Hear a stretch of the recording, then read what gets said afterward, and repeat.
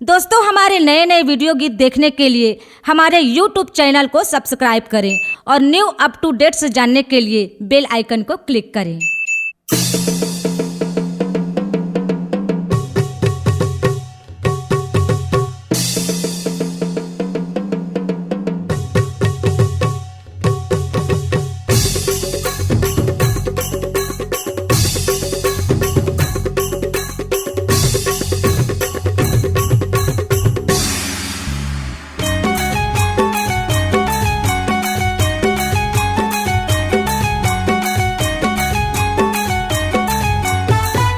सतनाम ला मनमा बसा के, सतनाम ला मनमा बसा के डुंगरी मधुनी रमाए। हाँ, तप जोग के साधन करके बाबा अंतस्मा जोत जगाए।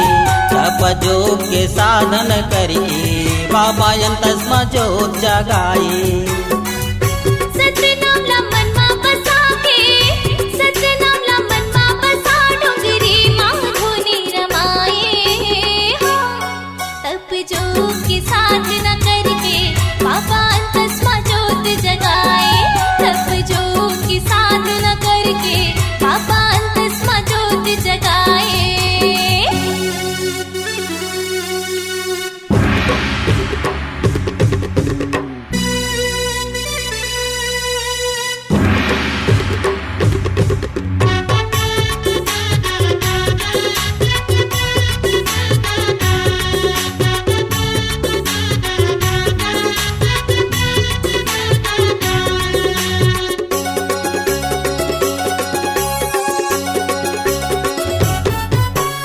अंतस के जोत प्रकट होएला जग अंजोर हो जाथे। माया के उठ जाथे, भरम अंधियारी मिट जाथे। अंतस के जोत प्रकट होएला जग अंजोर हो जाथे।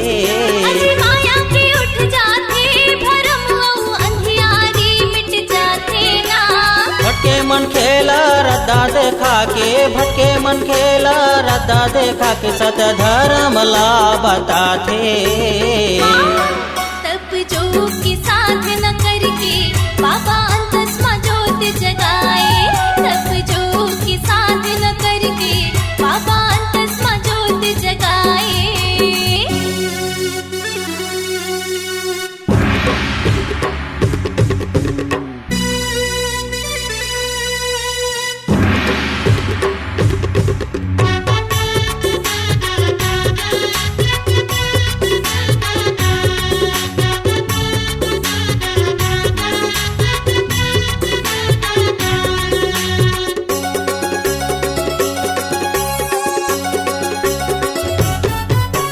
माता सफरा संग बिहार जाके गृहस्थी के मान बढ़ाथे ना। नर नारी के भेद मिटा के नारी ला ऊंचा उठाथे ना। माता सफरा संग बिहार जाके गृहस्थी के मान बढ़ाथे ना। नर नारी के भेद मिटा के नारी ला ऊंचा उठाथे ना। जांगर भरोसा दिए सिखाते, जांगर भरोसा दिए सिखाते, जांगर के मान बढ़ाते। तप जोग की साधना करके बाबा अंतस्मा जोत जगाए। तप जोग की साधना करके बाबा अंतस्मा जोत जगाए।